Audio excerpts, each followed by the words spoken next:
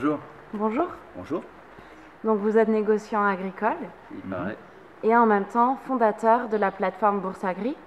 Avant de vous parler, de vous interviewer sur ce projet, est-ce que vous pouvez m'en dire un peu plus sur votre parcours et sur votre entreprise? Oui, alors l'entreprise était une entreprise de négoce de produits pour l'agriculture. On est situé au centre de la France. On rayonne sur quelques départements autour de l'Allier, le Puy-de-Dôme, la Nièvre, le Cher, etc. Dans les céréales, comment évolue le commerce? Ah, alors là c'est une question complexe et une réponse simple. Réponse simple, ce serait de dire qu'il y a 3 critères. Le premier, c'est le prix. Le deuxième, c'est le prix. Et le troisième, c'est le prix.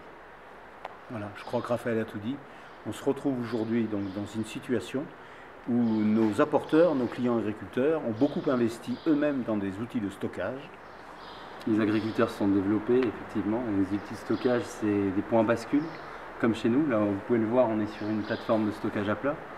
Donc ce métier, ils peuvent le faire. On a parlé de points bascule, des silos, ils peuvent être équipés même en appareil d'analyse. Nettoyeurs séparateurs, etc. Finalement, ils ont des investissements comparables aux nôtres.